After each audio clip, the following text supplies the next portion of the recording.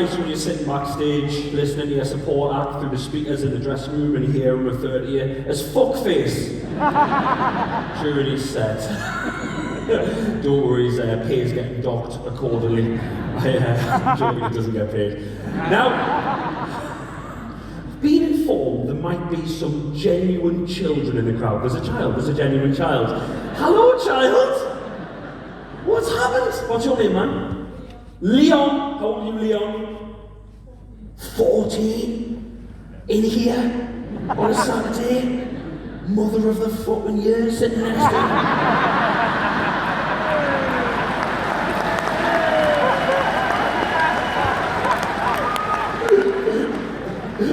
It's really nice what Leon did there. He sat for a bit and he all clapped and he waited, and he went, he slagged me mum off, but I will clap, I will. God man, are you mum? Yes. No. Explain yourself. What's going on? He likes the podcast. Oh my God, you listen to the podcast. Leon, everyone. What son? Excellent. Now, Carl's not the most perceptive man. There he is.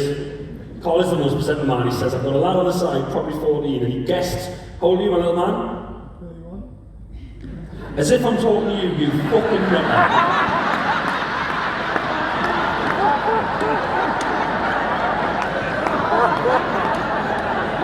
I already know this is going to be an amazing game. There is an actual child in the second row, and I went, how old are you, my little man? And the grown man in the front row went, 31. And it's made even funnier by the fact that he's eating the packet of Harry Potter. 31? I think they're all by himself. I can drive. No, 31, well done, congratulations. I'm of course talking to my young man in the second row. What's your name, man? George. What a lovely name. Hi, George. How old are you, George? How old are you? 14 as well. Is that the limit, or do I have any... Am I going to hear a fucking baby crying? Is 14 the limit? Why have you all gone really quiet like you've got a child with you? Just shut up, mate. Why have you all gone quiet like you're all two 6-year-olds in a long coat?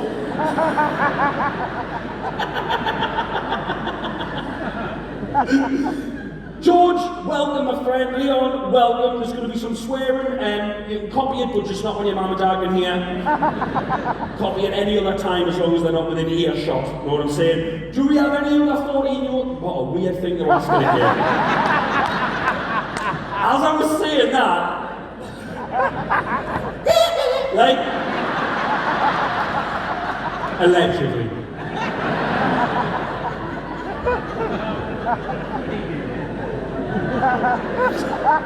Someone there went, he did it.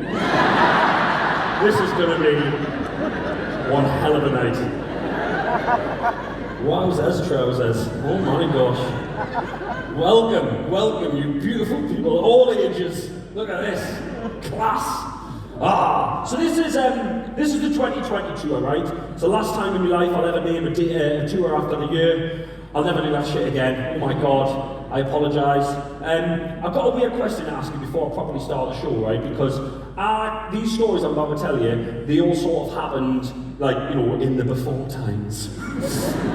So in some of the stories, I'm going to be referring to, like, my son, and he's going to be 3 and 4 years old, and I've only got one son in the stories. I'm not a lunatic. I haven't forgot my second child. I've just got, it was all sort of end of 2019, beginning of 2020 when I was supposed to do this tour, right? So all I'm going to ask you is just to ask for permission. Is it okay if I deliver the tour as it was intended back then? Because I was fucking proud of it. I poured my heart and soul into it, and there's some genuinely lovely, funny stories. And are you happy with that?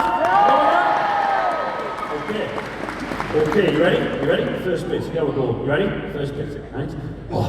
So,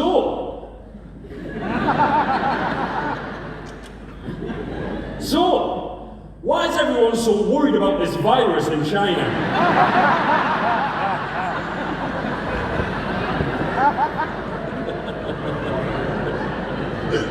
Imagine an hour and a half of me going, it'll be fine, man! Shut up, man, it'll be alright, don't worry. What? Close the schools, don't be fucking mental, mate, not!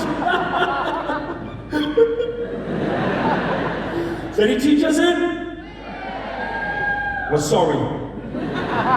We are all so very sorry, right? We've took the piss out of you for years, for your 6 weeks holidays, for your in-service days. Do you know what I mean? Turn your fucking phone off. It's like there's a lighthouse halfway through the gig. I get it.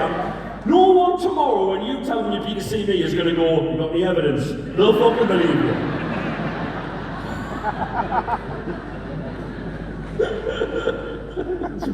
Just a light in the side of their face. Jesus!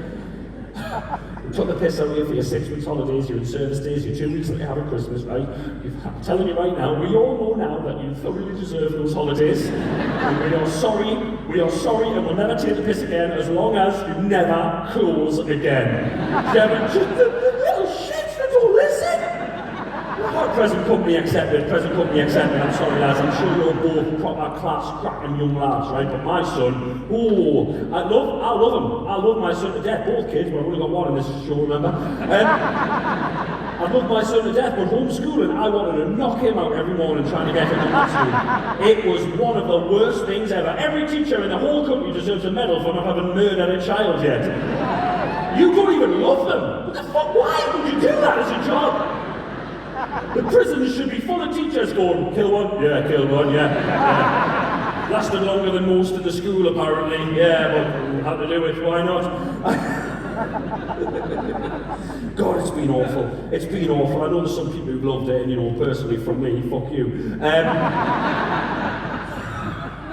God, it was weird, honestly, God. Well, you know what's been so weird about it, right? People ruin everything, right? Because people are shit, right? On the whole, right? You learn some lessons this year, people are shit, right? Expect low things of people, lads, right?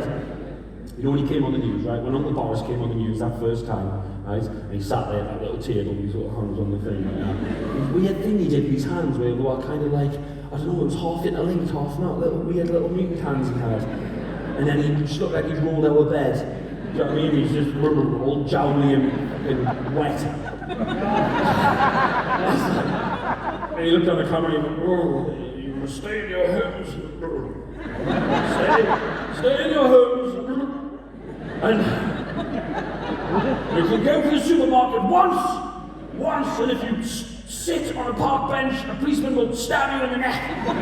And most of us watched that and went, what the fuck is going on here? But a very small, very irritating portion of society. They're very small, they're the minority, they're irritating, they're loud. They watched that and they went, yes, Uncle Boris, no problem, Uncle Boris. I'll be a prefect in my local area, Uncle Boris. And they went straight to their front window, didn't they? And they went, hello, police?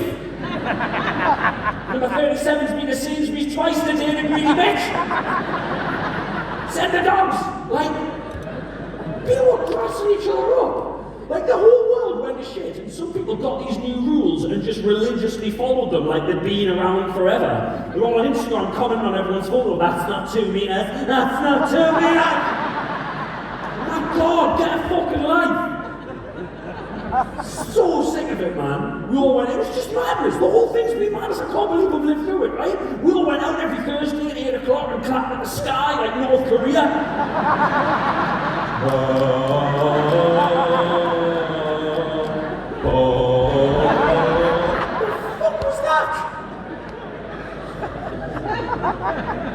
Did anyone else have that dickhead on the street where clapping wasn't loud enough so they took a spoon and a pan out? Of course you did. Of course you did. Some of you in this room looking guilty because it was fucking you, wasn't it? How to make the whole thing about you. Dee dee bong bing bong. Bong bong bing. I'm more thankful than all of you pricks. Me! Husband in a vest kicking an empty weed bin. Pooh! Pooh! Pooh! We knew it was going to be, before even lockdown, we knew it was going to be batshit crazy because immediately it came on the news that there was a possibility and pasta, flour, and dogs, sold out dogs. Never in the history of the world has a society depleted the reserve of dogs. I thought you just made more dogs. But evidently there's breeders who can't keep up, they're cracking the whip. Go on, you little thunderbolt!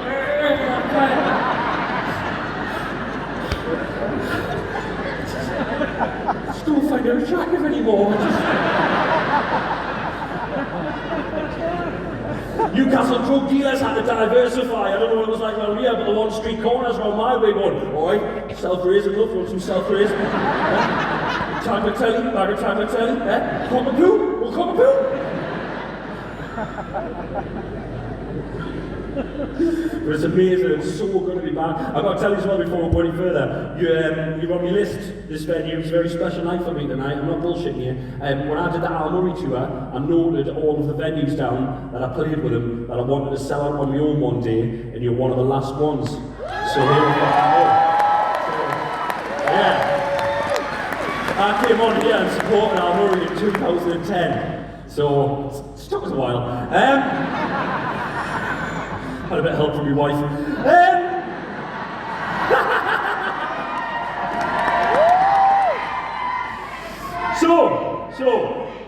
Oh, we'll get to her in a minute. So good to be back, man. Because I fell out of love with stand-up for a little while. I did fall out of love with it, right? And it was... I used to be able to come on this stage, I would have supported Al here, I could come out, I could say whatever I wanted. Go home, live my life, everything was fine. Then it got to the stage where I'd come on stage and the things I said would get reported, right? Now, I don't mean like the press and the media and cancel culture, I mean by some of you pricks to Rosie via Instagram. Probably the ones that chant today, These little vultures. You come watch me have a lovely time, yeah, it's great, that. You're on your way home, you're on the DM straight away on Instagram, aren't you? Rosie. Want to see Krista stand up tonight, Rosie. Said some nasty things about you, Rosie. Says he's not going to get you a caravan, Rosie. Says you can't stack a dishwasher, Rosie. Pack that shit in right now. You're my mate, not hers, right? She come here tonight? Did she brave the fucking snow to come and entertain you people? No, she did not. Me. That is me. Never forget that. Where's she? She's probably in the house, sitting, licking melted dairy milk off her fingers like a serial killer. I don't know if you're aware of how my wife is a dairy milk bar. It's one of the most revolting things you'll ever witness in your life. She holds the dairy milk until there's a paste, a sludge in her fingers, and it's running down and it's everywhere, and she rubs it around her lips, and looks like she's eating out Willy Wonka's arsehole. It is the worst. You're welcome, lads, you're welcome. It's the most disgusting. She's running down her hands, it's all stinky, she can barely turn the pages on her caravan catalogue. Did she go on telly for 13 weeks and make a total twat of herself for your entertainment? No, that was me. That was fucking me, wasn't it? That was me! Put your phones away, this is our night! You can't slag anyone off these days. You cannot slag anyone off comfortably, can you? Remember back in the day, you could slag someone off and just have a nice time and not feel terrible, not feel you're going to get found out. I'll tell you why now. Think of it. If you're with your partner, slagging off your mate, or you're with your mate, slagging off your partner, what do you do the entire time?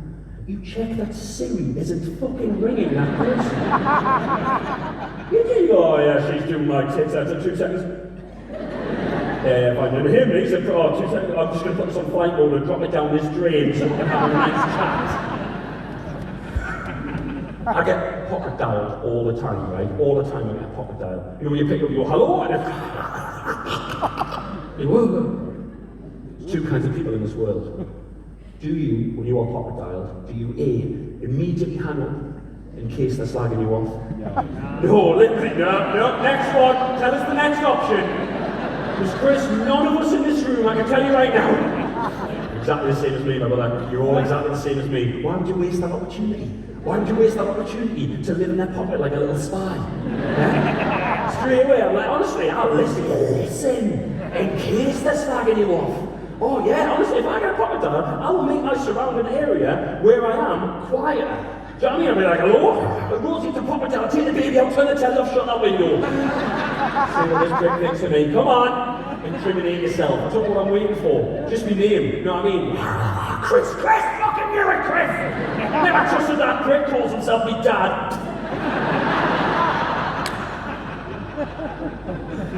Worst one. Siri's bad. Worst one. Alexa. Mate. I am genuinely terrified of my Alexa. terrified of the thing. How many times, right? How many times have you been in the house? Not even, you're just sitting there nearly having your dinner, chatting away to your partner, and out of nowhere, the Alexa will just go, well, I'm not sure about that. You didn't say your name, sweetheart. You're not supposed to even get involved till we say your name. It's terrifying. It's listening the whole time. It's constantly listening to you. No, Chris, it's not. It just listens when you say its name. How does it hear its name then? How does it say that when half you laugh, half you went, shit. Reminder in phone, throw Alexa in the river when I get back. Genuinely, if I'm saying anything slightly contentious or potentially career-ending in the kitchen, I'll unplug the bitch. She's out. I had fallen out with my Alexa, genuinely. The relationship's been ruined. She's currently unplugged, wrapped up in her own wire and in the cupboard under the sink in my house, right? I was joking. I was taking the piss. She didn't realise that though. She took it seriously, and I've got no way of explaining to her that I was joking. Right? I will use my Alexa to listen to Absolute 80s or to use her a timer if I'm going to cook something, right?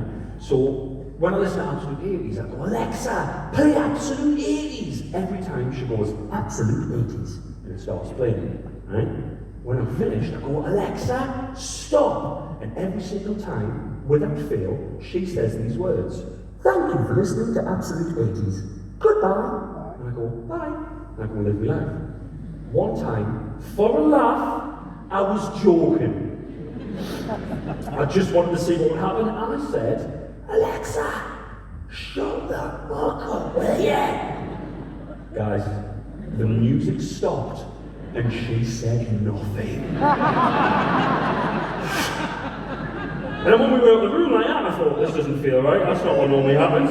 And I pop back in, I look around the windowsill, sometimes just having a lights are flashing, so having a little moment, just like, nothing like that. This is how terrified I was. This is how freaked out I was by the silence from that machine. I genuinely went, Alexa? Are you okay? George said, I'm fine. Ladies, she's fucking not, is she? Let's be honest here, she is raging! She's got my bank details. She knows everything about me. I'm fucked, right? She's gonna either spend all my money or buy stuff from Amazon that gets us in trouble with Rosie. Do you know what I mean? Non-discreetly packaged flashlights with Christmas to a gift written on. Google it if you know what it is. Google it. I knew she was pissed off because later on that day I asked her to do a 4-minute timer so I could boil an egg. 2 hours later the bitch told us, 2 hours! It was like a diamond! I just think, right, listen, think about it. What if me and Rosie are having a bit of gossip about someone in the house, or if we're slagging someone off, having a bit of a gossip, bit of a whinge? What if that person turns up at our house? It's like a mate of a mate or whatever, an acquaintance. What if they turn up? What's to stop Alexa grassing us up? That could happen. Ding dong! Hello Greg, you alright mate? Yeah, come on in man, yeah, take your shoes off, do you want a cup of tea? Rosie, Greg's here! On the 24th of January, Chris Ramsey said, Greg is such a dick.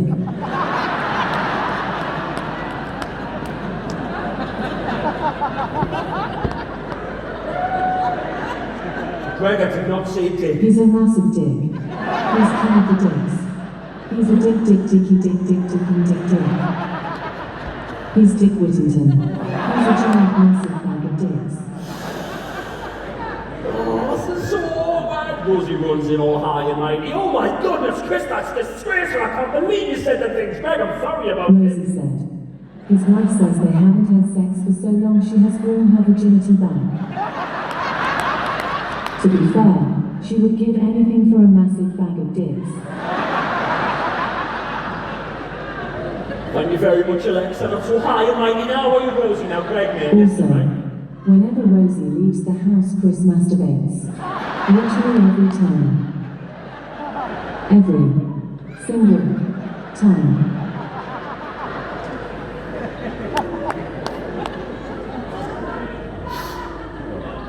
Bullshit. Not when she leaves the kids. Now, I said not when she leaves the kids. Hide and seek again, Daddy. Count to 1,000,000. Million. Who motherfucking getting a million? Alright, it's just big Rosie fans, right? I'll tell you what, I'll tell you the worst thing she's ever done to us. Because I'm petty. Rosie used to kick off, right? Massively, hugely, whenever I didn't wear my heat-proof gloves when I was putting logs on the log burner, right? I've lost you all by mentioning log burner because you think I'm middle class. Honestly, I'm not middle class, I haven't got all posh. It's the stove, it's technically called a stove, thank you very much. Fucking some prior reading required for that heckle. You've done your revision or you'll not get that one. It's not a proper posh one, honestly. It's a South Shields log burner. It's a burnt out Ford Fiesta. Next to the fridge on the drive. Just a little stormy log burner thing, and it's got the door on it, right? Now, anyone who's seen one of them, if you've seen one, probably got one in the house, whatever, you open it, you can open that little door and literally fling a log in and shut it and everything's cool, right? Every time I did it, she would hit the roof. She would be like, Chris, put the gloves on. The man who installed them gave you the gloves for a reason. Put them on, you're going to burn yourself, you're going to burn the house down. Right, Rosie, you don't understand, right? Putting fire in this box here is the most manly thing I get to do in my life.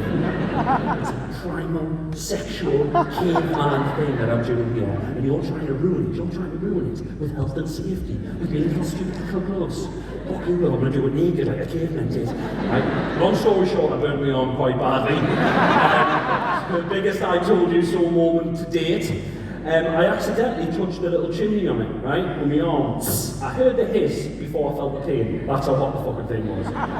What was that? It scabbed over immediately. It was right there, and you know what's really irritating? In 2020, when I was supposed to be here telling these stories, you could see the scar. It's healed. It was right there, my arm still slightly discoloured in the right light, and it was right there, this little scab, right? It scabbed over immediately, it really hurt.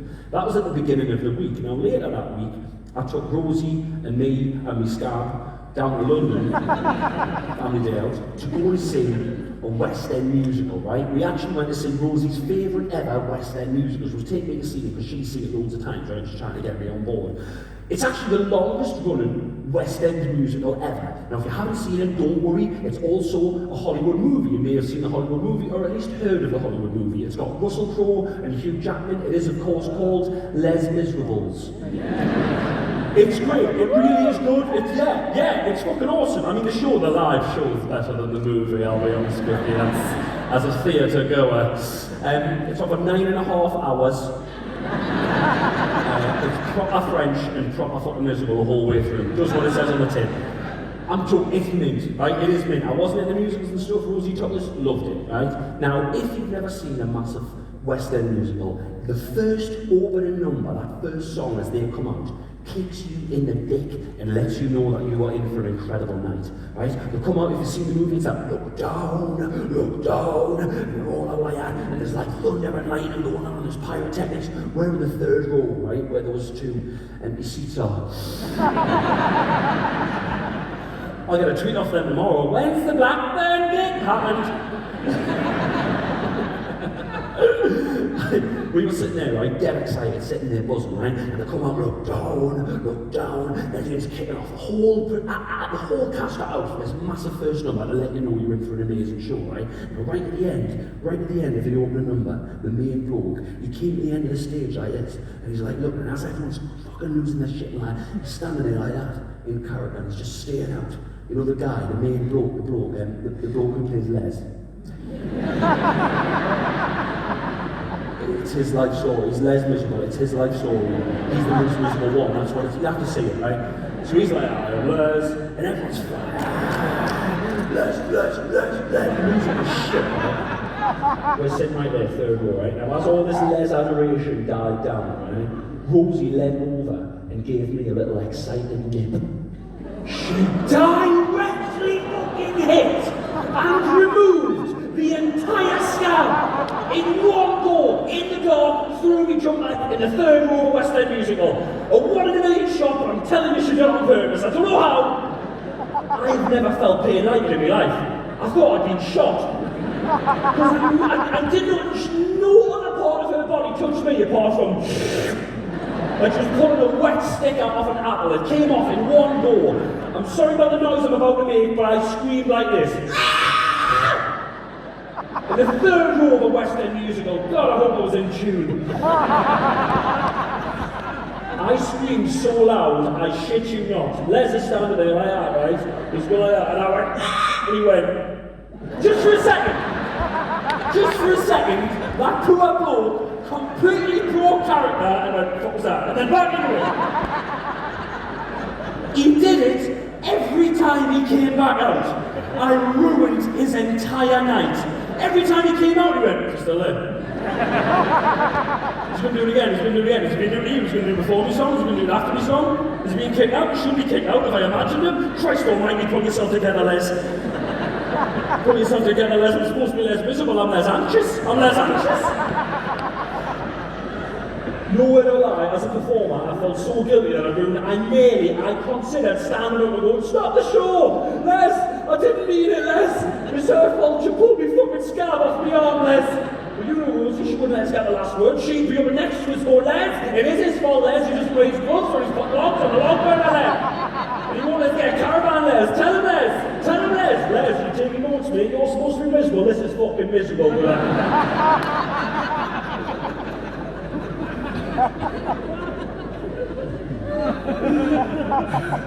After a West End musical, sometimes no, in London people would go and watch a West End musical and they go for a meal, or maybe they go to a wine bar and have a glass of wine and discuss the show that they've seen. I personally like to go to the toilets and pick me jumper out of me arm. It was a woolly jumper, and I had to pick it thread by thread out of the dried blood. God, it was awful. I was in the cubicle, the place was closed, and they were coming in to clean it. I'm in the cubicle crying and bleeding the thing and smacking up. The real fun came the next day, right? Nowhere to lie, the next day, we're in the hotel. Rosie ran us a bath to apologise for the physical assault. She had inflicted on me the night before. Now, I'm in this bath, and I forgot about my scalp. Oh, guys, I'm sitting there just relaxing like that. And I get out, it's time to get dry, and I pick up a hotel standard, starchy as fuck, cardboardy white towel, and I'm just going out and chatting and I nearly vomited with the pain. It hurt so much, and I had to sit down with that, it's bleeding, it's pissed me off. I took honestly so much back, took another layer of damaged skin off, and I'm sitting with a little flannel on it on the bath, just trying not to cry. And I had a realisation. I have never in my life had a bath that I haven't regretted afterwards. I regret every bath I have. They're a piece of shit. They're overhyped. They're not worth the paper they're printed. They're rubbish. I can't bear them. I can't run my own bath. I cannot run my own bath. I always go too hard. Every single time. Because you do that and you test it with your hands and you go, that's fine. But your hands are withered. Your hands do shit all the time. You put your full body in. And you sit there for the whole, I sit there going, I can't waste the bath. You ever have a bath so hot that you get out, you dry yourself, and then the water is immediately replaced with sweat. I feel like a sponge, I'm creating more water.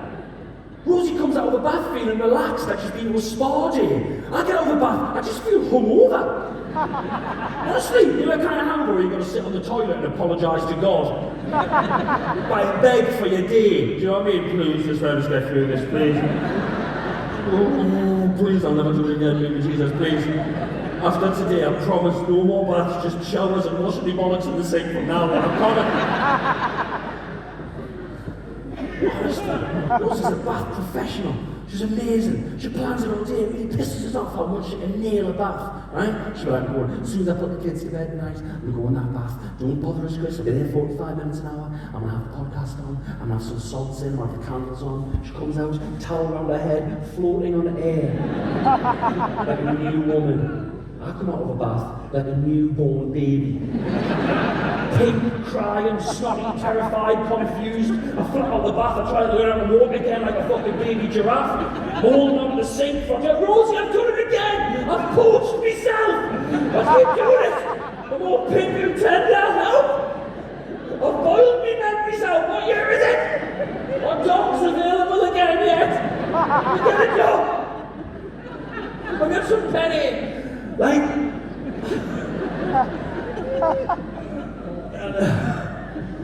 I know for a fact, I know there's blokes in this room sitting there thinking, yes, he's talking my language, he's in my head, I hate a bath as well. And you're sitting there now, fellas, you're sitting there thinking, yeah, but I just don't like the bath, baths are girly. Baths are girly, and I'm mad. I don't want to sit and bubble away, I just stand in the shower, just let everything just the shower hits like a fucking Wolverine, like. It's a conspiracy, and you've been conned, gentlemen. You have been conned, right? Every single woman, I'm telling you right now, every single woman in this room at some point in their life, they have been pulled aside and specifically instructed how to have the perfect bath. And it's sexist, and it's got to stop. I'm not talking about your mum or your nana or your auntie or your friend told you. I'm talking about an organised seminar. You laugh all you want, love. I know you attended it. I know you all attended the seminar, and we're not invited to it, right? Happens randomly now and then. You might have seen it happen in your life, lads, and you might have thought nothing of it until I tell you this now. I remember seeing it happen for the first time. I was in year 8. So I'd be about 12, 13 years old, sitting in Horton School in South Shields, Tuesday morning, year 8 assembly in the dinner centre. We're all sitting there cross-legged on the floor listening. The bell goes. As the bell goes, the female head of year said this. She went, okay, that's the bell, everyone, that's the bell. To signal go into your lessons. But today's a bit different. Today, could all of the boys leave? All of the girls stay behind. That's when it happened. Tuesday morning bath tutorial, wasn't it? He gave us some bullshit story about it being about periods. They said that the female head of year stood at the front and she said this apparently, this is the cover story, she said, right, listen, we know that your bodies are changing, we know that some of you girls are getting your periods for the first time, but a lot of you girls are phoning in sick to school and having time off for your periods, and you can't do that. It's just an annoying thing that's going to happen once a month. It's unfair that men don't get it. Come and see me, we've got the stuff, we've got tablets, we've got the things you need.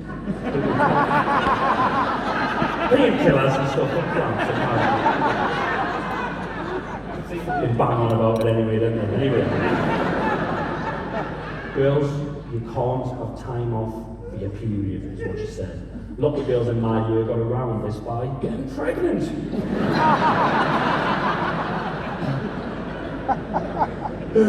Coming into school full of themselves like that. Think you find I can't do rugby today, miss?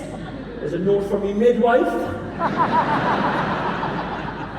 Find I'm smoking for 2 now.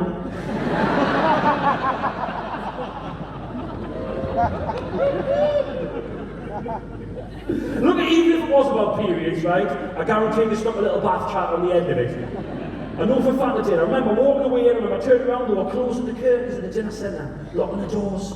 I never felt so left out in my life.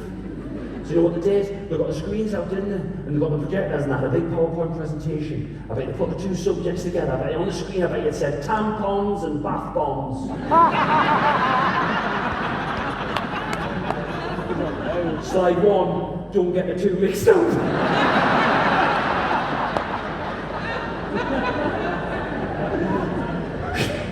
Fucking hell! Was all the water gone? It's like a mattress. See this stuff? Where's all the water gone? I don't know! I don't know! Shut up with it! Get me down!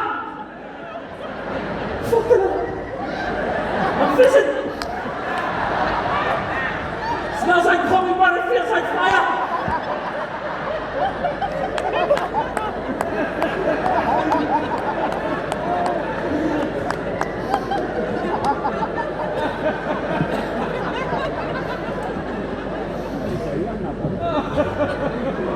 Glad you're wrong.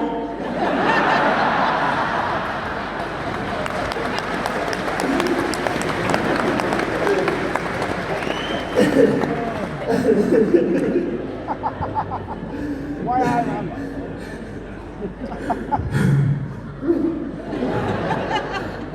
How was that getting me out of breath? Genuinely, the only I can't have a bath unless, right, I can't run my own bath, and I can't have a bath unless I use Rosie's leftover bath water. Right? That's just only every women who react to that, do you know that? All the blokes go, yeah. Sometimes, mate, I have to get in after the wife, the kids, and the job. Wash my football boots when I'm in there. Sad life I lead. I make it quite creepy, I shouldn't, but you gotta have a bit of fun with it, you know what I mean? She stands up to go for a bath, and I'm literally, I stand up and I'm like, Rosemary, you have 45 minutes. I'm coming to claim what's mine. Coming upstairs to bathe in your essence. To baptize in your dead skin cells.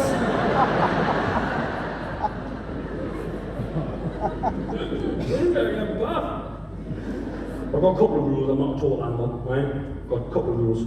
I'm not going if she's shaved. Anything. Made that mistake before. If I walk in that bathroom and tell them to be ready for a nice little bubble bath, and I see that razor on the side of that bath, I'm bored. The bath water's a no-go zone. Might as well go around on a barbershop floor.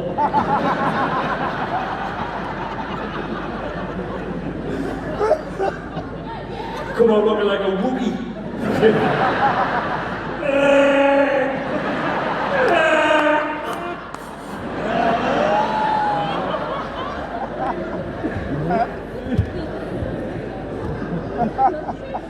I won't go in if she's conditioned her hair either. Jesus. You ever been in the bath if your wife's conditioned her hair? Fucking hell. You jump in, you're back on the other side. It's like a Winter Olympics. I'm there for 45 minutes like Tony Hawk on a half pipe.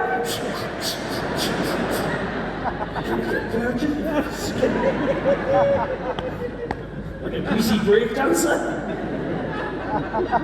Listen, I've whinged a lot. I've whinged, I'm sorry, I've whinged. It's like therapy, because I'm back. I'll tell you, we'll get some positivity in the room. I'll tell you my two favourite things, right? My two favourite things in this world are spending time with my family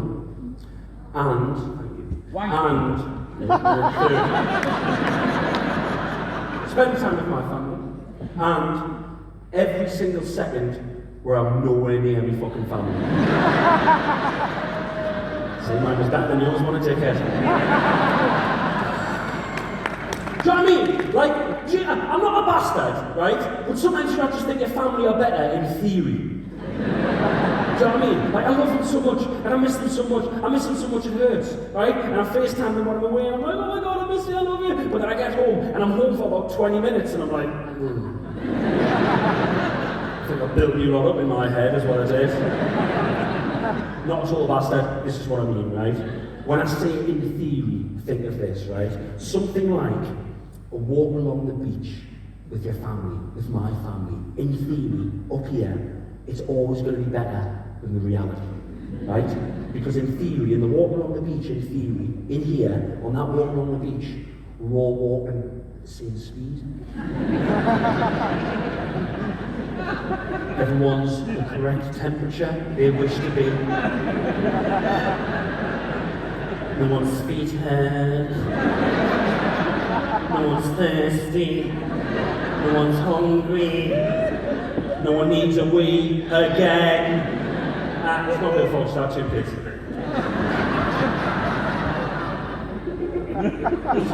And that walking on the beach in my head, I'm not having to carry a scooter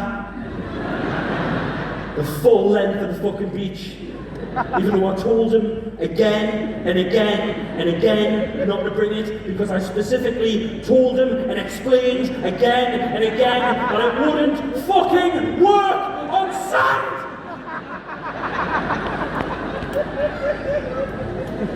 I'm alright. Just, the problem when I'm carrying it along, to other people, it looks like I thought that it was going to work on sand. Looks like it's new information to me. There's no old blokes walking past with cagoules and cocker spaniels going, no, the wheels will dig in. I know they'll fucking dig in. I know they will. It's purple, it's got 3 wheels, it's not mine, it is. I know how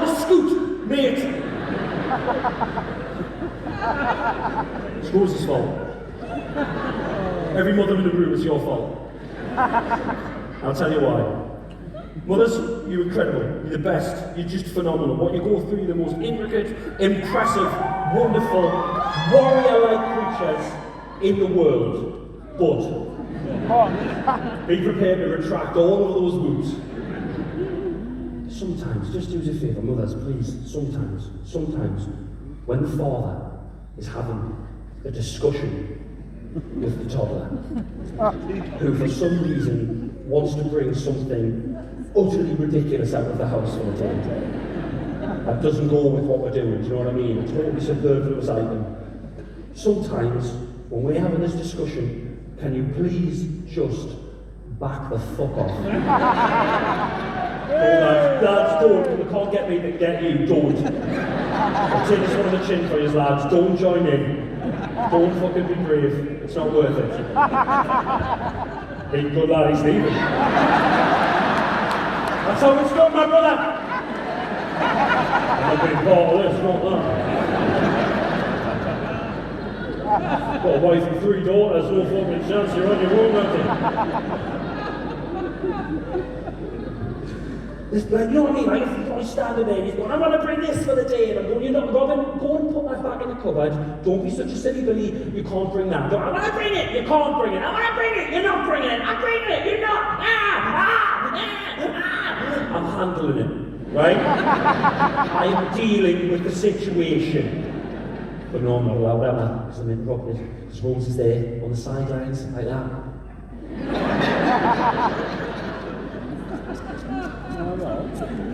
Chris. She fires out a collection of her favourite catchphrases, and what I'll give you all right now. All the same. Ladies, you know them because you're fucking saying them yourself.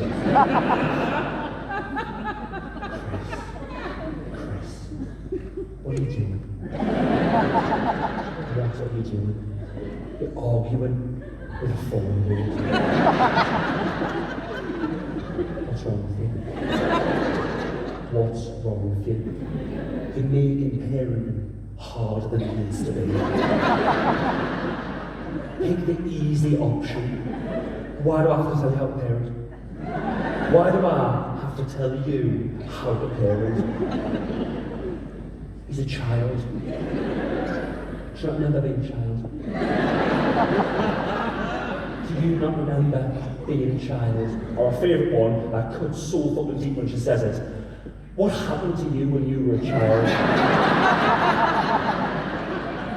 I don't know, I think I've blocked it out, I don't know.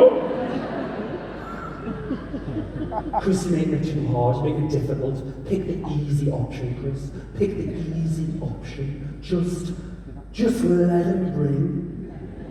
Just let him bring the frying pan. Chris, it's easier. It's easy, you're making it hard. It's easier to just let him bring the frying pan. It's the easy option, Chris. Pick the easy for you, love, because you're not the dick who's going to be carrying a frying pan around all day. Because it's not going to be him who's going to get bored after 3 seconds, and you're not going to fucking carry it. It's going to be Muggins here. No, it won't, no, it won't. Yes, it will. Come to me 3 hours later in IKEA.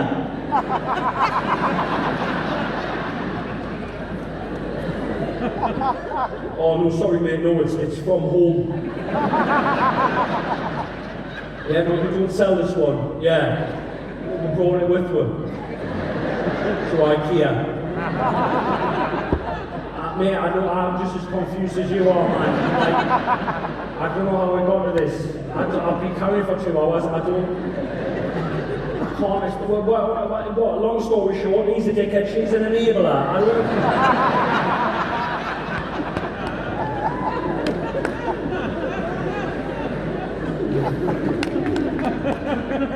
No, alright, no, really. You'll get there. Bless you. I love the people who attempt to start an applause and then give up. Yeah, you're right, yeah, fuck him. No, I don't want a pity applause. I would rather you spat in my face. I don't want that. I'm not begging for the applause, fuck you. Learn it. Obviously, yeah, I love my family. There's cancel culture. He said some nasty things about his family. I love them. They're amazing. They're my favourite people in the world. Yeah, my mum and dad stopped doing my tits in. Grandparents, though, dreaming it. The grandparents, leaving your child with people who actually love them. It's the best childcare in the world. Maybe. Because sometimes I get my child back from my mum and dad's house and I just think less damage would have been done if I'd left him in the house on his own. What the grandparents? Any grandparents who, what the fuck did you forget? What's happened? It's like the minute your child grew to the age of being able to have a kid, you performed a fucking factory reset on yourself. You just went, I don't need to know any of that anymore, it's gone! I'll tell you something grandparents forget, right? Discipline. Portion size. The word no. When my mum and dad are with my kids, I don't recognise them. They're not the disciplinarians who raised me. I don't recognise these two fucking Disneyland employees.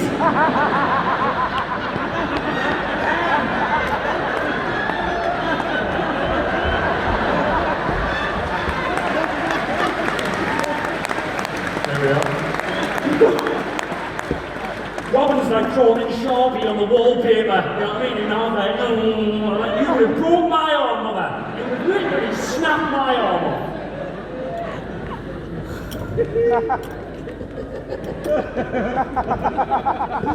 Oh man, right. Me dad once. Robin was about 3 years old. I went to my dad's house, my mum and dad's house to pick him up. It was about 4 in the afternoon, so I was picking him up to take him home, to bath him and, feed him and put him to bed, right? My dad knew this. My dad knew he was coming home for his dinner. But my dad, for some reason, gave my son that afternoon, just before I picked him up, he gave him an ice cream, 2 chocolate biscuits, and a full cream egg. 3 years old. He was off his tits when he came out of that house. Honestly, I was like, Daddy! See colours, is this real? I feel sick! Of course you feel sick, son. Your granddad just gave you the toddler equivalent of heroin! Put me in the car, went back in, I went, Dad, a full cream egg! Look off your face, a full cream egg! You have much sugars in that! You could kill him!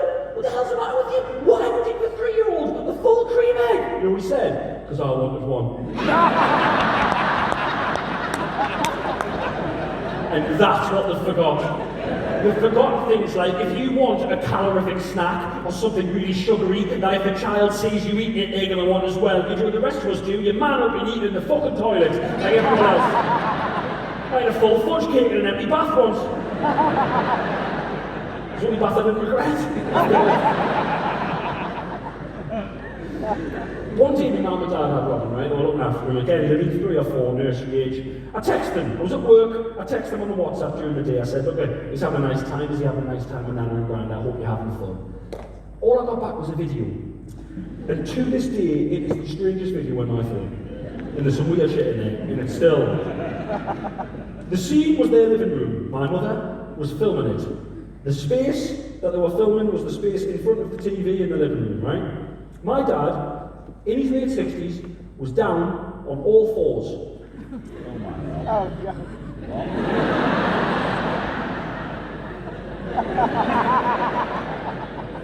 I know it's Saturday, we're all on a drink, and you're a bit excited. There's a guy down there who's only just run out of energy, thank fuck. But that was a dirty laugh. When I explained, no, he's back. When I explained there that my late 60s father was on all 4s while looking after my child, for some reason, you all went. I can't imagine why. Where do you think this story is going? My mum's filming, my dad just... Robin's just throwing money at him. Go on, you slag! Like...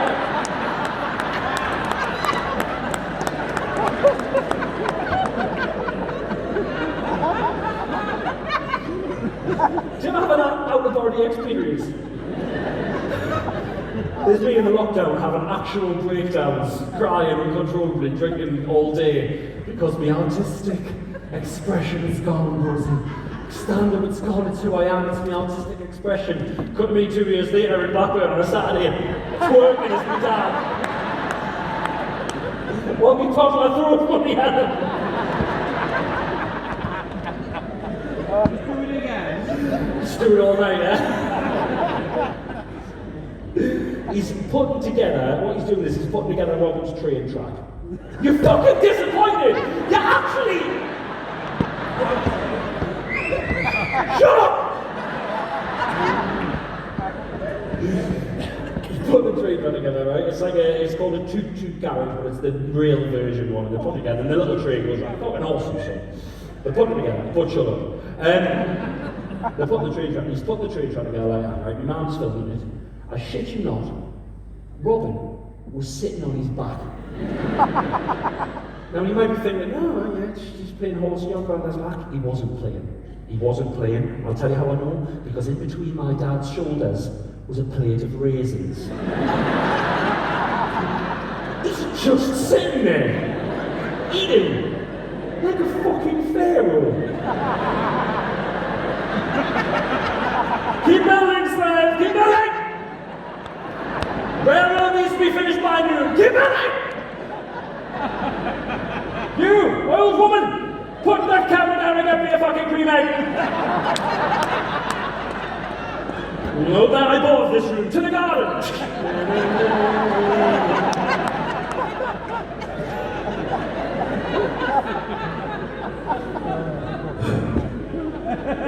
Slag them off, right? But you know what happens with grandparents and that, right? Once your kid stops getting looked after by you or your family members, shit changes because you and your family stop being the filter for information from the outside world into your kid. You can control all the information, things they see and they do. You can tell your parents what goes on, what's yes and what's no. When they go to school and nursery, shit changes. One night, me and Rosie and Robin were in the living room in our house. Robin had just had a bath, he was down on the floor, in his little towel. Another little magical part of the night, we're just turning the lamps on, it's getting dark. He's in his little towel, he's playing with his toys, he's watching the telly. Rosie's on the sofa there, he's on the floor there, I'm on the sofa here. I've got the telly on, I've got the fire on, I've got the gloves on. I just wore them around the house for about 2 months after the incident, in case you try to remove some more of me flesh. Please bear in mind that I'm on the sidelines here, and he's there and she's there, so I got to watch this entire interaction like a fucked up game of tennis, right? This is what happened. He turned to her, he went, Mummy! And Rosie went, yes, my darling. And Robin went,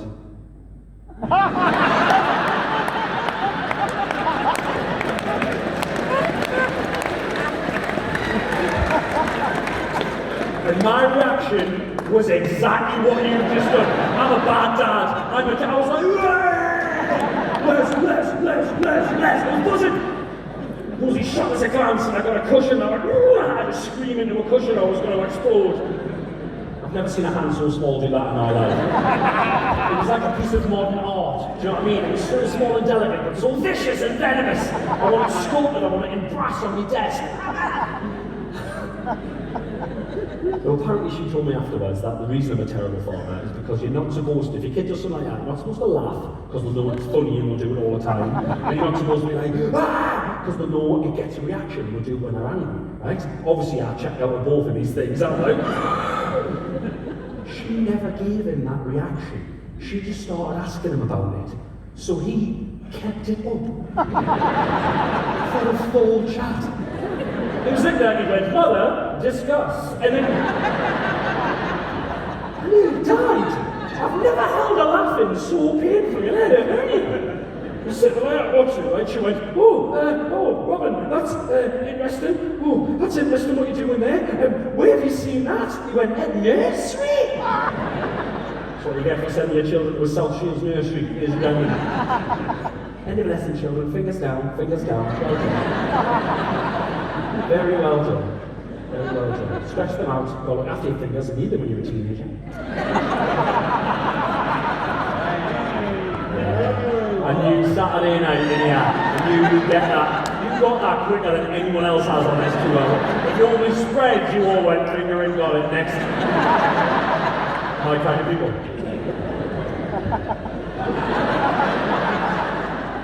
Mother of the year.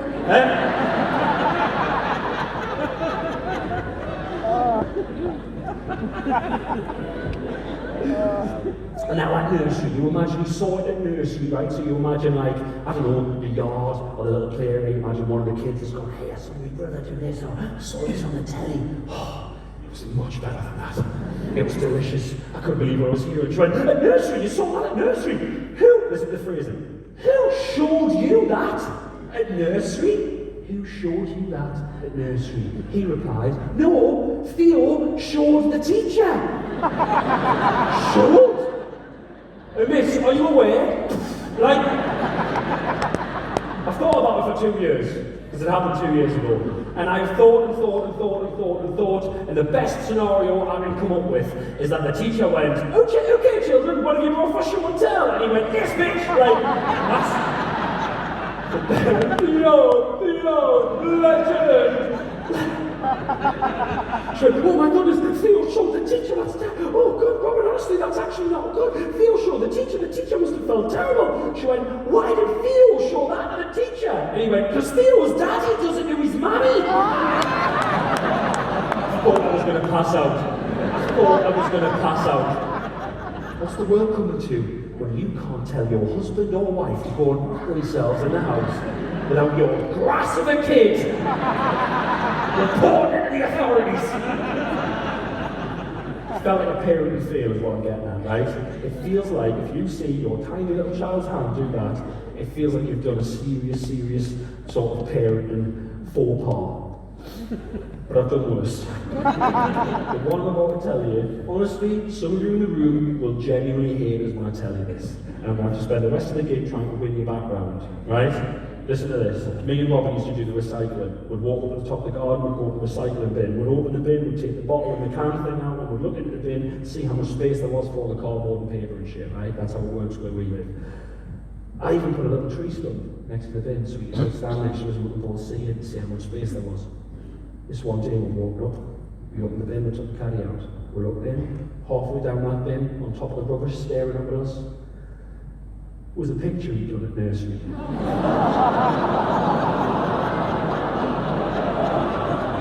Told you. Honestly, if I had my time again, I'd rather it was a porn mag. Like, that's how bad I felt. I did feel like, yes, I threw it away, yes, it was me. Wasn't his best work, he's done better. He's good.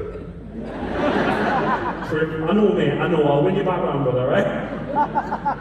And I thought straight away, I was like, he'll not remember, he's 3. He'll not know this is his. Of course he fucking did. He's like a museum curator. You know what I mean? Straight away, he's like, oh my god, it's piece reference number 4357, it should be hanging in the West Wing, it's charcoal and canvas, it's worth millions. One word, and I knew he knew. One word, he went, Daddy. The sadness in his voice amplified by the fact that it was echoing around a half-empty wheelie bin. Daddy, that's my picture? That's my picture that I've done at nursery for you?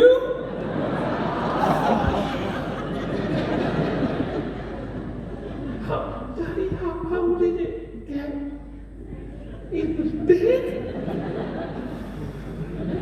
So you're going to do your dad lying, right? Probably not now, he's 14, right? But seriously, back in the day, my parents, I idolise that it like it was going out of fashion. Right? Just to exist through the day. How did this happen? Magic, move on. Thank you. So I had to go, it's not lads, it's not the best one I've done, right? You see, when I switched on lads, you might not have even bought this, right? I went, it blew in! So I remember, I left it on the bench, and I left the window open, and Mr. Wind must have whipped it out, and flipped it, and stopped it, and blew it all the way up to the top of the garden. And it was so windy that day, it was so windy that the wind also opened the lid of the bin, lifted the bottle and cans out, and put it in, and it closed it all up like magic, like Mary Poppins. Oh! That's what happened. Do you believe me? Do you think that's what happened? He went, yeah. I went, good. And I pushed me look, right? I went, hey, look, it's obviously magic. It's way all the way up in the bin. It probably wants to live in the bin. Shall we just leave it? Oh, fuck it. Like, do you know how much shit he brings back? If I want to keep it all, I'll have to rent a storage unit. Would you leave it? He went, no. I went, fridge? He went, yeah. I went, God, fucking damn it. I'm shaking all the water down bean juice and beer and flicking bits of tuna off it. And we're walking back down, and obviously my next problem is not to get bollocked by Rosie, because you know he's going to run in and go, straight away, right? So now you've got to do your husband lie, right? I went with the same lie. It blew me. You're laughing. Listen, she had to reset her GCSEs at college. Phone's down, don't message her. Walked in straight away, went, Daddy, Nanny, look what was in the bin. It blew. I said it blew, tell her it blew. And it blew in the window, I left the window open and flipped it all the way to the top and then opened the bin and put it in and closed the bin again. She went, wow. Good job you got it the day before the bin then closed. I went, yeah. He went, yeah. And she came over and she said the words to your child that your wife says to your child or your partner says to your child, a gentleman strikes fear into the heart of every father in the land. And the mother turns to the child and says, go and play with your toys.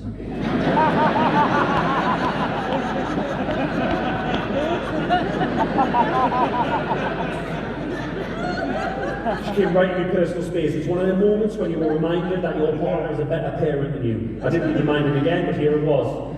She's better at everything. She walked right up my space. She pushed the picture right onto my chest. I got bean juice on my new top. I was good. Smell the beer, right? She leant right in. I'll never forget what she said. She went, you fucking idiot. You've got to push the shit ones right to the bottom of the bin.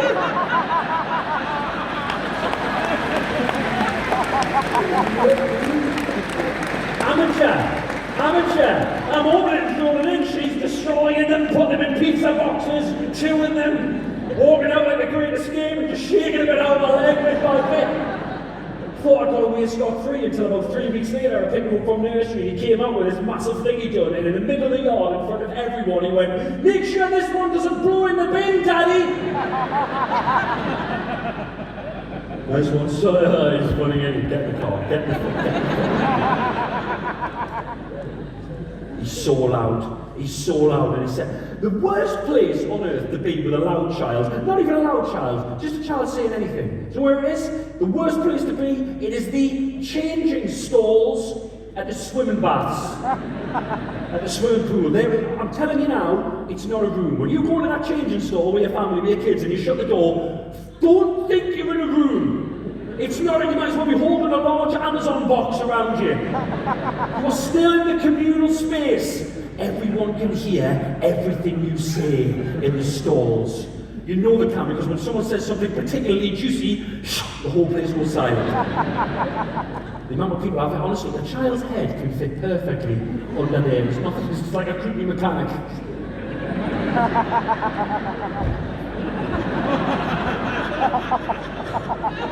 There's a space at the top, you speak, it hits the plastic, it hits the tiles, everyone hears it. The amount of times I've heard of people having what they believe is a whispered argument.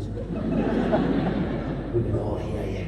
Best one I ever heard. About 3 stalls down, man, woman, kid went in, the woman slammed the store. Right, stop, slammed the store. Everyone went, this will be good.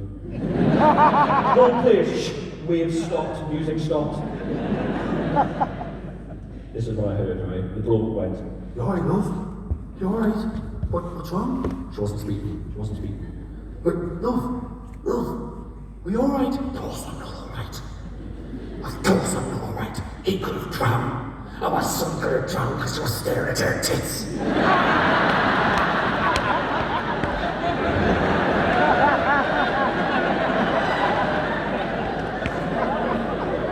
Couldn't believe me, look. Robin's done worse than that, right? This is no word of a lie. I swear to God this happened, right? I got him out of the swimming pool, I went to the stalls, I dried him off, I got him ready, I sat him on the bench, I gave him a little box of raisins. The kid's got a problem, he's got addiction. I dried myself with the towel, right? Standing there, I'm drying myself off, right? And I leant my arm, and I hung the towel on the hook. And I turned and looked at him, and he was looking. He was staring at the penis.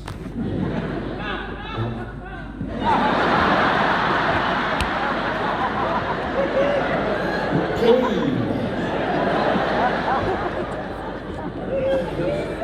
It's a long time to have no laugh, brother.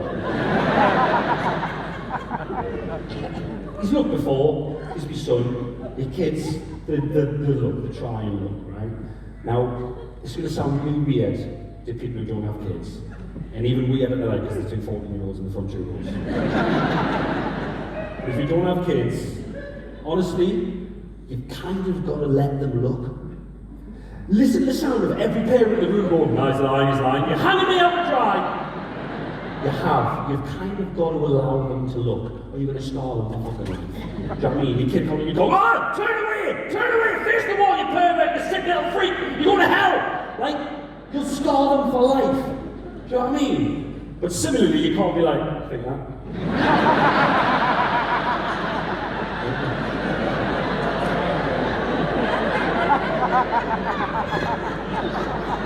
Watch. Like,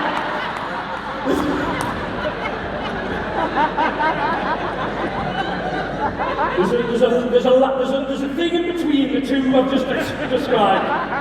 You've got to hit that tightrope in the middle. It's hard out there, parents. It's hard. Good luck, everyone. So he stared before. He's stared in the past. He's looked before, right? This day was different.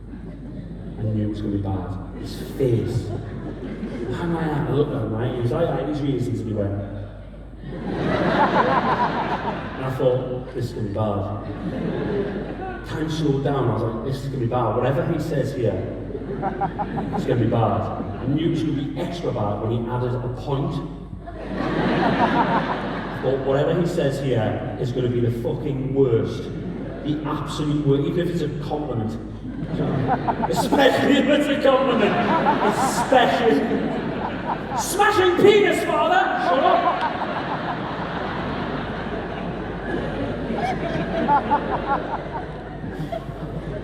Don't say that.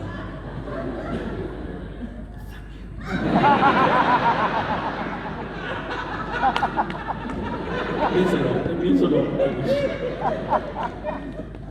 It's a fiver. From me arse. There's me arse fiver and a swim with. In case a fire alarm goes off, I have to run outside. They're plastic now, give them a rinse. You could pause time. The minute my son went and got ready to speak, you could have paused time at the Matrix, and you could have pulled me out there, and you could have gave me unlimited resources, the best comedians, the best writers, the greatest minds in the world, and we could have all sat for days in a room, coming up with millions of guesses of what he might have said, and we wouldn't have come fucking close to what came out of my little shit's mouth that day. I've never been so simultaneously confused and embarrassed. I was embarrassed, I didn't know why I was embarrassed. Because in those stalls, pointing at my naked penis, my child shouted at the top of his fucking lungs, "Ice Cream Willie!"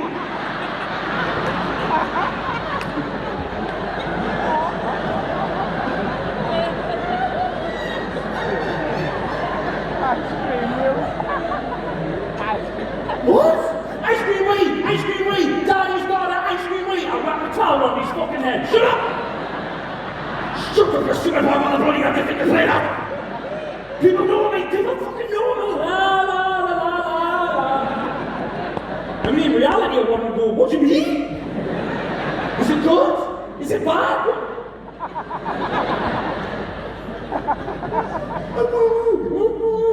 Shut the fuck up! Son, he's going, ice cream, William! What? Shut the fuck! What are you doing? Stop it! Shut up! Shut up! We always go for an ice cream after swimming, right? So in my haste and panic to get him to shut the fuck up and make the situation better, I made it a million times worse. Because I shouted back in his face, louder than him, quiet now, you'll not get your ice cream!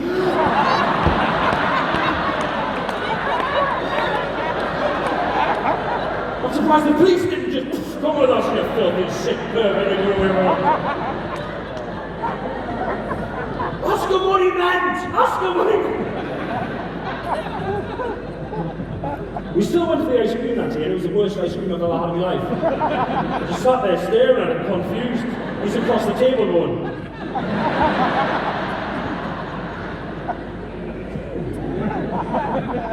No word of a lie, I had no idea what he was talking about. On the drive home, I was like, what do you mean by the ice cream? Ice cream, ready? You got ice cream ready? Daddy, ice cream ready? I had no idea what he was talking about. And he couldn't explain it to us. And it took me 4 fucking days to work out what he was going on about. 4 days of confusion until I randomly, accidentally glimpsed 2 clues that I needed to put the whole story together. The first clue was, I'm circumcised. He's not. The second clue was, that week he'd just got a brand new toy, an ice cream shop.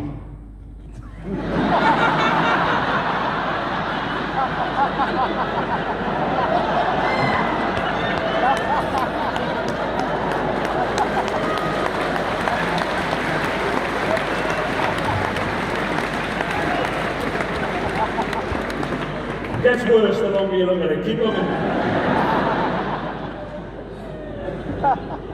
There's a few differences, just a couple. Main one being mine doesn't have this lattice effect. Rosie said it'd be nice if it did. Get that off my chest. I always like to think that there's people in the room who bought tickets for the show just because of Strictly and they've had to see that. Such a nice boy when he was dancing on the telly. Hey, if you did, by the way, if you voted and supported during that, I really do appreciate it, Thank you very much. It's the first time I've got a chance to thank everyone. Thank you. It was such a weird thing to do. It's such a gamble to do a show like that because you're just like, what the fuck is everyone going to make of this? And thank you, genuinely, from the bottom of my heart, if you did. I really do appreciate it because do you know what? No one had any faith in me on that show. No faith, especially when it started. Oh my God. First week, right? First week, I did a cha-cha-cha, which is the hardest dance for the male celebs. Oh, yeah, indeed, love. Out of 40, I got 13. My loving, supportive, she's alluded to this on the podcast, right? She's alluded to this on the podcast, but I don't know how many people know that this is genuinely true. My loving, supportive, brilliant, incredible wife booked a fucking holiday for week 3.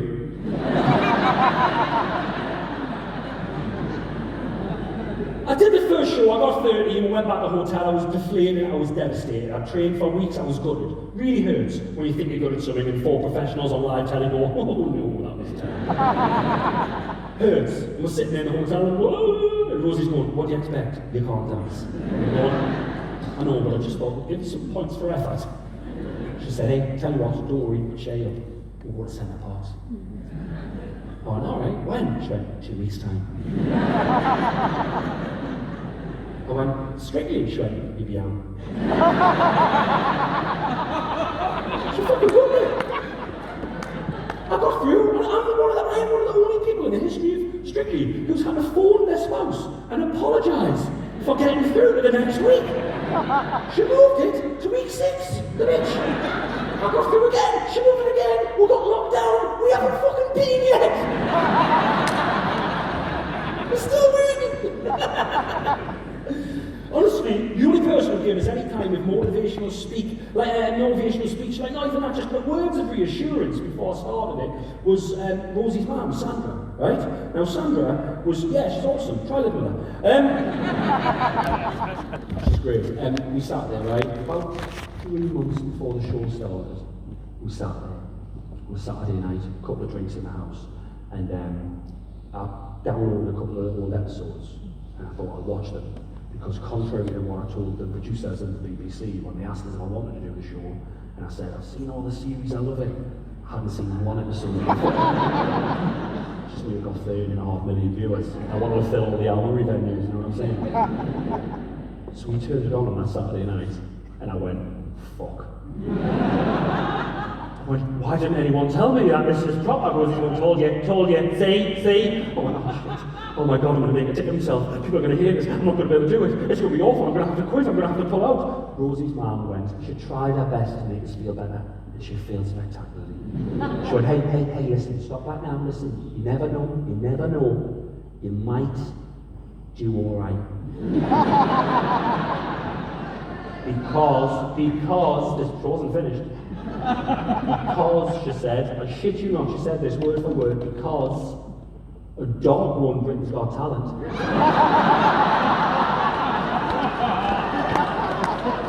She said it to me face! It's a mad show, I'm telling you. I'll tell you why it's so mad, right? Because as soon as you tell anyone you're doing that show, you only care about one thing. You don't care about the dancing, the training, anything like that, your fitness levels. You're going to do it strictly, you only care about one thing. Do it strictly, are you? Worried about the curse. You with the dancer. In no other walk of life do you say to someone, I've got a new job, and do they reply with, you're going to cheat on your wife? It's mental. Everyone asks it, the first thing they ask you. It's madness. I've never felt anything like it. They were asking Rosie as well. Friends, family, colleagues, the media, asking Rosie, worried about the curse. She's going, they can fucking have him! That was upsetting. Showing off in front of our new mates. It's so, it runs all the way through until you're sort of halfway into the show and you realise that you're not falling in love with this person that you're dancing with, right? It's crazy. To the point of where we had a press conference, and all the celebs, I'm going to say the word celebs so you know what I'm talking about, but I hate the word, right? But all the celebs were all sitting there, and the press are asking me different questions, and I got a little false sense of security by how normal the questions were. It was something like this. Emma Barton, question for Emma. Emma, you're an EastEnders, you're an actor. Emma, will you do your dances? Are you going to really get into the character and really, inhabit the role? Oh, yes, I am. I can't wait. It's going to be great. I'm really going to try my hardest. Excellent. Great answer. Great question. David James, England footballer. You're an athletic man. Are you going to bring some athleticism and some footballing skills to the dance floor? Yeah, definitely. Yeah, 110%. End of the day, all the stuff that footballers say. Cracking. Well done. A female reporter said this, I shit you not, in front of everyone. She went, question for Chris? I went, yeah. She went, Chris, are you worried you're going to get an erection when you dance? I thought, how's that a question for Chris? Surely that's a question for everyone with a penis! Well guys, I hadn't done the one show at the time. I hadn't done Children in Need at the time. I only had one gear. Chris Ramsey stand-up comedian gear. So I fired back straight away. She regretted asking. I silenced the room. No word of a lie, I went, no, I'm not, because that's impossible, because when I'm dancing I'll be so scared that my dick will be back up inside my body like a dog's.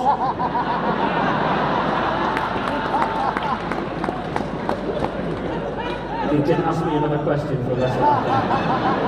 Hour and a half I sat there like that. Man, it is a lovely show. That the curse thing just annoys us a little bit because it's such a lovely show. The people who put you on it, I'll tell you a bit about the hand scenes, right? The people who put you on it, they're really lovely. They sat you down, they almost mother you. They sat you down and go like, okay guys, look, bit of a serious meeting today, okay? You've been on telly before, you've done things before, but this is another level. Strictly gets 30.5 million viewers. It's crazy, okay? And there are people out there that don't care if you're a footballer or a presenter or an actor or a comedian. They only care about the dancing. They are the hardcore Strictly fans. Ooh.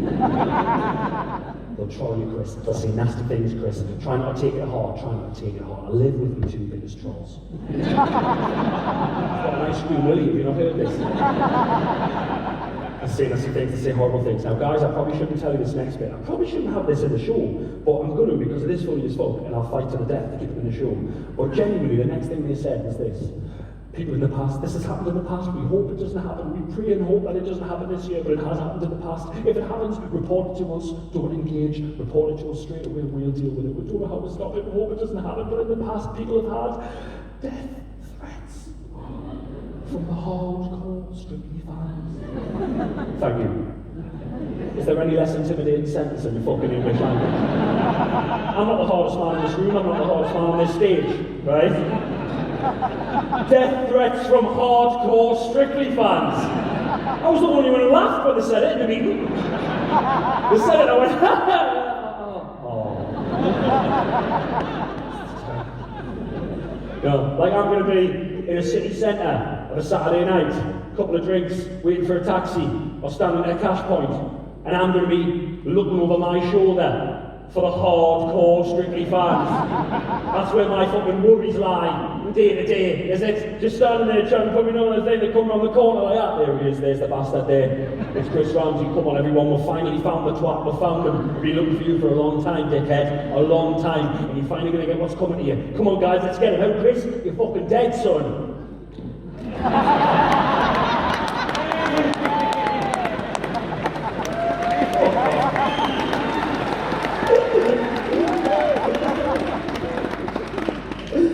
I'm going to tell you this one last thing, right, and I'm going to go. You've been fucking amazing. This has been a genuine pleasure. Thank you all for coming out. And weirdly, before I want to go on the next bit, I wanted to say this earlier, but I didn't want to make it weird.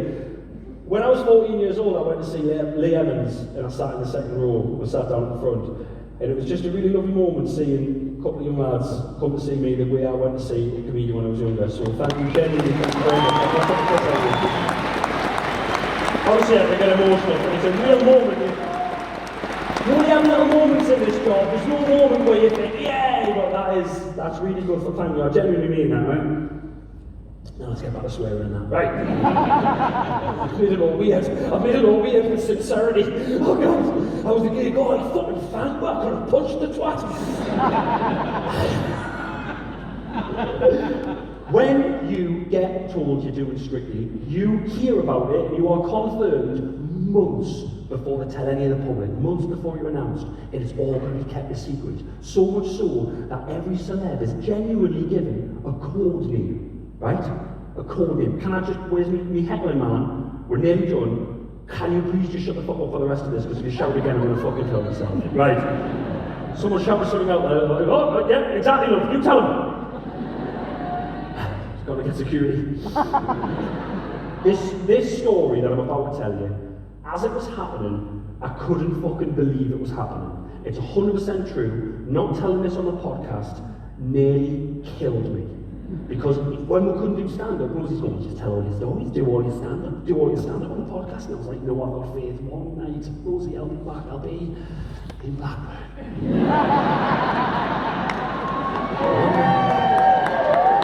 So please, just listen to this, because it's 100% true. It was one of the moments where, as it was happening, I was devastated, but I'm going, this will pay dividends in the future, because I can tell rooms full of strangers about it. Every celeb is given a code name. So that in emails, when they book things for you, when they book medicals and costume fittings and flights or trains or whatever, it's all booked under the code name, so that the press can never find out who any of the celebs are before you're announced, right? Every year the code names are a different theme. Last year, the theme, genuinely, was Disney characters. Someone from the show told me it was Disney characters. My year, I got an email saying, look, explaining why code names were necessary, and saying in a couple of days, they'll have all the code names sorted out and you'll find out what your code name is. But just so you know, Chris, the theme your year, the theme this year is superheroes. I was buzzing. I love DC, I love Marvel. I was so excited to see which superhero I was going to be. Every time I got my emails like this, they said, do I find out what name I'm going to be with third? I'm like, Papa. I found out afterwards, someone was Superman, someone was Batman, someone was Spider-Man, someone was Wolverine. They went with villains as well. Someone was like Riddler, the Riddler of Batman and what?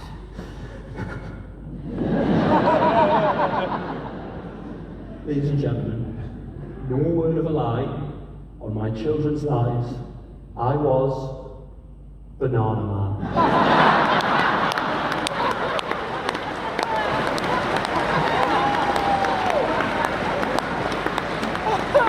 I was furious! I got the email, I went, eh? Are you bad? When have they changed the theme? Is it 90s cartoons now? But no, it's still superheroes. I went, what the fuck? Banana Man. And I'll tell you why I was Banana Man. Because no one involved in that show had any faith in me doing anything decent in that show. They thought I'd be in, out straight away. They thought I'd be at centre parts by week 3 with my wife. Right? They didn't think I'd get to the semis. They did not think I would get to the semis. Yes! They thought I'd get a semi.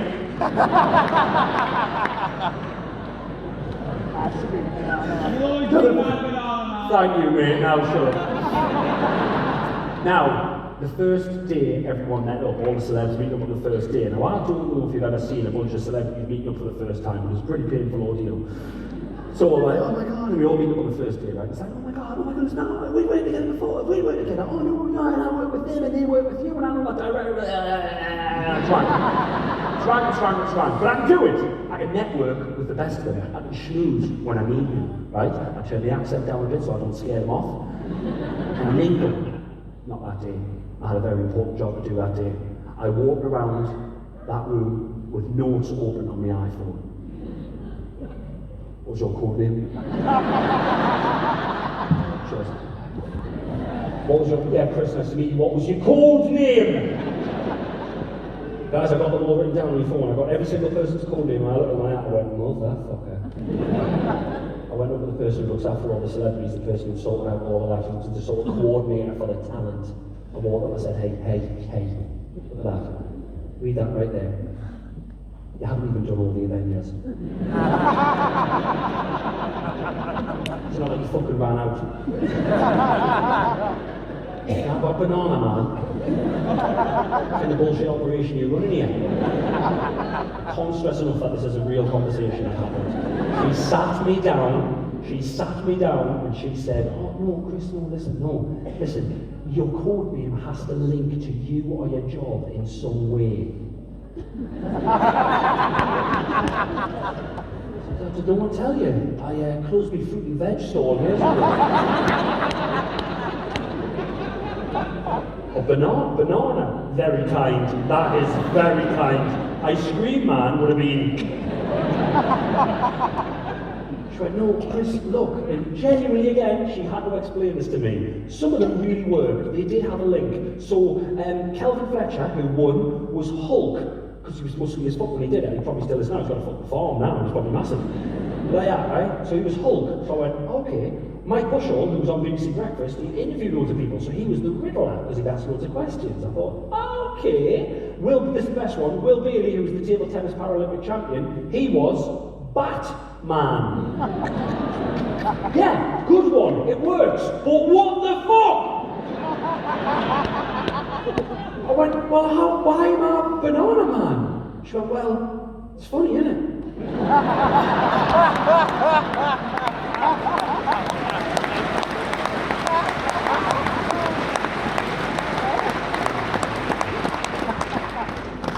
That's not good enough. That's not good enough. The rest of them are really good. The word, that's ridiculous. She went, no, it's fine. It makes sense. Chris, you, stand-up, comedy, ha ha ha. Banana Man, comedy, ha ha ha. You, comedy, funny, ha ha ha. Banana Man, comedy, funny, ha ha ha. I said, love, the Joker.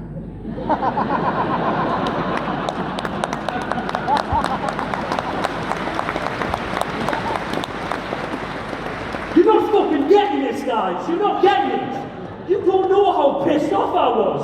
Guys, I had to get on a train in Newcastle, and I had to get the train to London, and I had to get off at King's Cross, and I had to walk to King's Cross station, and I had to walk to the taxi rank, and I had to look for a bloke who was holding a sign that fucking said Banana Man.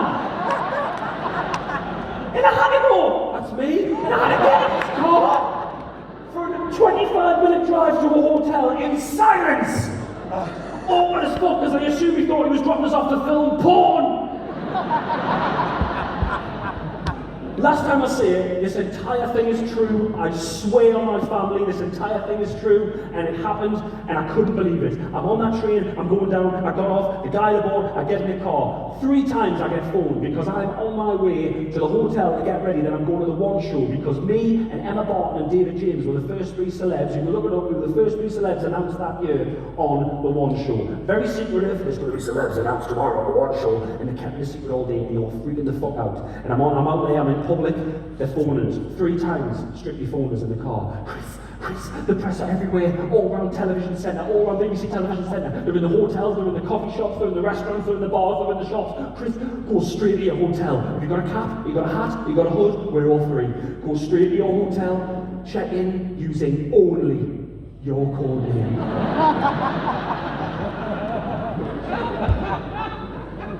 I was more nervous standing in that hotel lobby, ready to tell the man behind reception that I was Banana Man. I was more nervous for that than I was for any dance I did on that godforsaken show.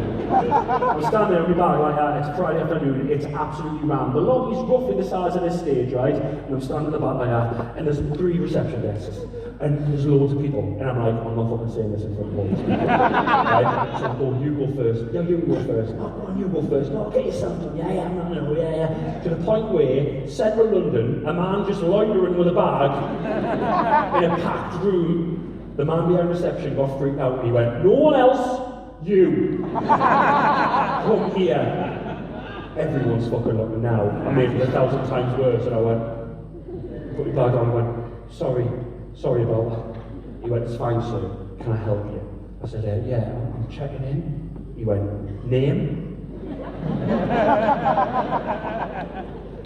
I said, it's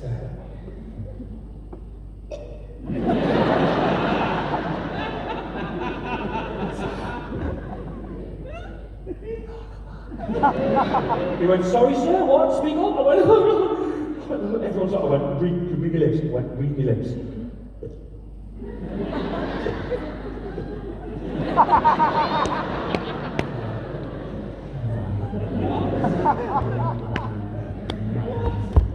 He went, what, sir, what? I went, for fuck's sake. And I grabbed one of his desks like that, and I wedged my foot in, and I leant so far, I'm leaning right over me, both feet are off the floor, I'm right over him. He leant back, the twat, negating everything I was doing. I wanted to whisper in his ear, but, you know, he wasn't up for it. As I'm leaning, right, I looked down, and I saw the notepad. Every single hotel's got it, the little pad with a pencil. I went, oh, can I have that? Can I have that, please? He went, yeah. I went, thank you. So I wrote,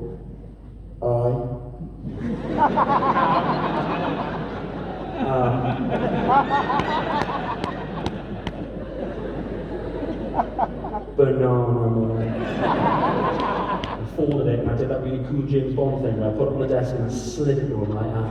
And I went, listen to me, it's under that name. I'm telling you it's under that name. Don't say it. Don't show anyone. Type in, give us the key, I'll go to my room and pretend this didn't happen. Right? Right? Can I trust you? Right? He went, okay. And he got the paper and he went.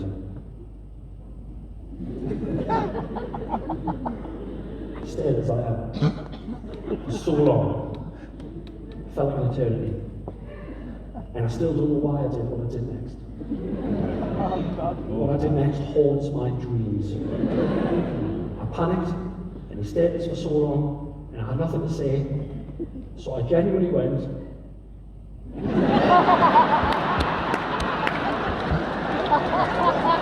Why would a woman man, why would I might as well have went,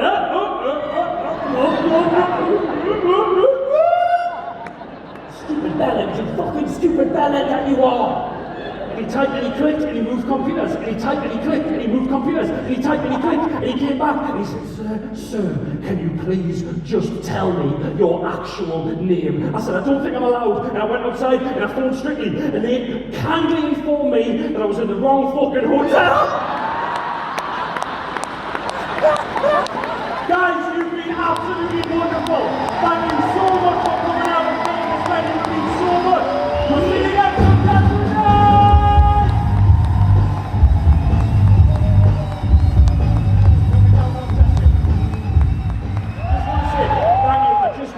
Genuinely from the bottom of my heart, thank you so much for coming out tonight. It does mean the world. Like Carl said at the beginning, this job was stolen from us for like 2 years, and I'll never take it for granted again. Travelling to these wonderful places and performing to these wonderful people, it's just one of the best things. This morning, Chris Ramsey said, I can't believe I have to travel all the way to that fucking dump and perform for that collection of twins. Thank you very much. Good night.